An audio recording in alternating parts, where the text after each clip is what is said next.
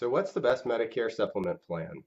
Well, that conversation almost always leads to one of two plans, either Plan F or Plan G. So what's the difference between Plan F and Plan G? Well, there's really three small differences that have a huge impact. Stay tuned and I'll describe these three differences.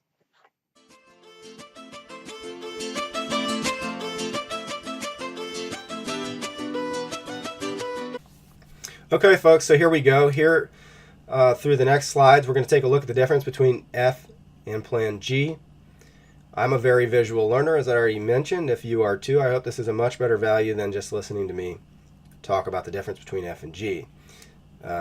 Just a few slides here. We'll look at the three differences factually between Plan F and G. We'll also talk about why they make a difference. We have to think about them a little bit because on the surface, it doesn't look like there's much difference at all. This first slide is widely available. You've probably seen it before. This shows every Medigap plan currently available. It also shows the benefits that are part of those plans. The current plans run A through N. There are a few letters missing, E and J. Those are plans no longer available. The most popular plans in the country are F, G, and N. We're not talking about N. There's a little more complexity to those. F and G are so simple. That's, I believe, why they are so popular. They also have very, very robust coverage for a reasonable price. F has an asterisk. There's a high deductible plan F, which is very useful in places like New York and Florida, but that's not going to be part of the conversation today. We're just looking at standard plan F and plan G. So let's take a look what the difference is between these two plans.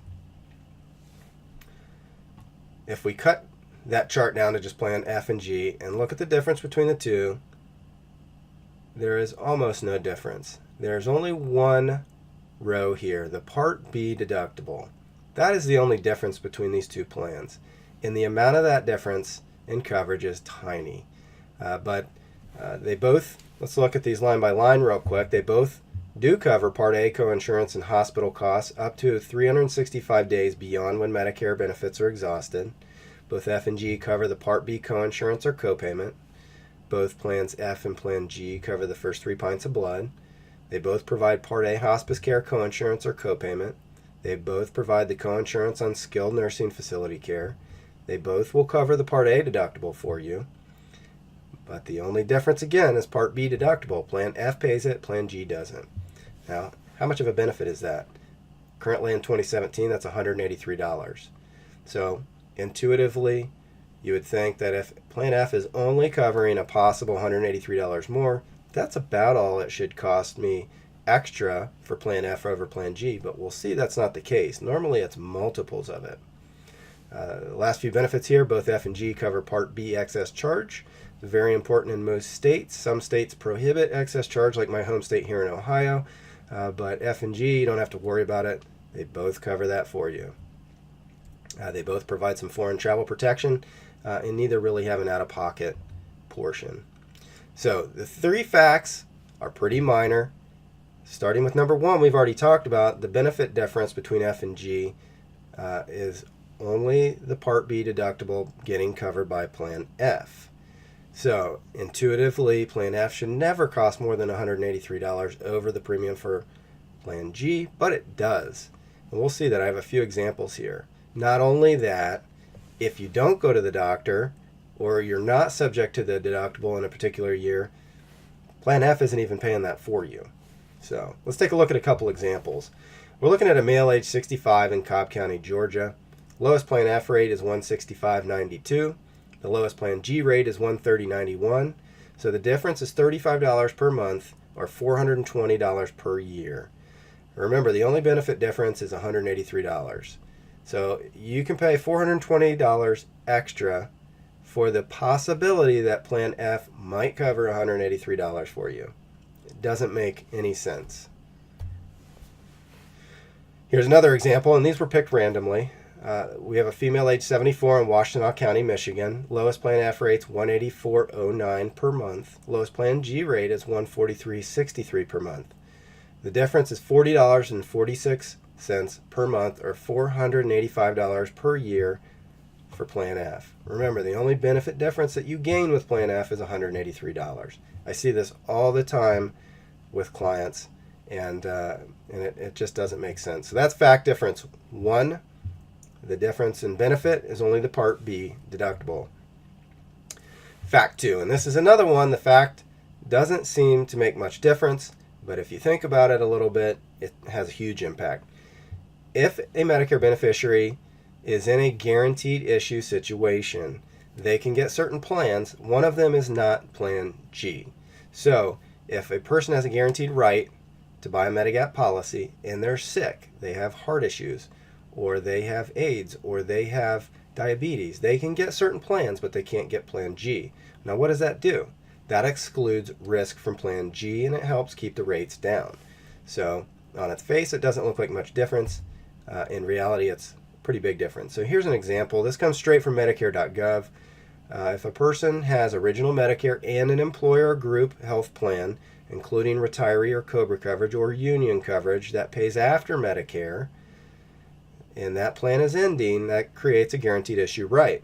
A person in that situation, without regard to health, can get Plan A, B, C, F, K, or L.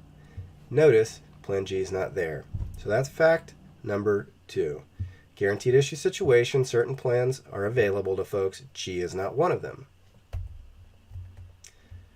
Fact 3, and this I believe is the big driver and the reason we're seeing a huge migration from Plan F to Plan G right now.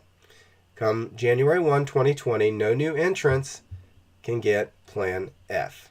Now I have to stress that if you have Plan F, you can keep it. In fact, if you're newly eligible before January 1, 2020, you can still get it beyond that date, but no one who becomes eligible after that date can get Plan F. They can't get Plan C either. Now, why does this matter? Well, we have to look at some basics of insurance. Insurance risk pools are kept balanced by bringing in new, healthier risks. A closed pool of risk with aging members typically has higher use of that plan, higher costs, and that results in much higher premiums. Now, can I promise that's how this is going to play out or guarantee it? No, absolutely not. But I think this is the consensus in the industry right now, and we're seeing a huge migration from Plan F to Plan G. And I believe this is why. Now, why is Plan F going away? Congress, they passed this Medicare Access and Chip Reauthorization Act of 2015. You can see the full text online at congress.gov. It's the 114th Congress, House Bill number 2. Here's what it says. In Section 401, the Social Security Act, Title 18, will deny Medigap policies that cover Part B deductibles to Medicare beneficiaries who become newly eligible on or after January 1, 2020. So that creates fact issue number 3. Plan F will no longer be available. Those 3 factual differences show that there is very, very little difference between Plan F and Plan G. They both have very robust coverage, very little out of pocket. The difference between the two forecast moving out shows that Plan G is a much, much better value, and we're seeing that with the trends of beneficiaries migrating from Plan F to Plan G right now. If you'd like to discuss that further, or you have any questions I can help you with, I operate in Ohio, Michigan, South Carolina, Virginia, Georgia, and Texas. I'd be happy to help you. You can contact me by email at david@precisionretirement.com. Phone is 937-409-6179. Or if you'd just like to use some of the resources available on my website, that's precisionretirement.com. I really appreciate you watching my video today. I wish you all the best. Have a great day.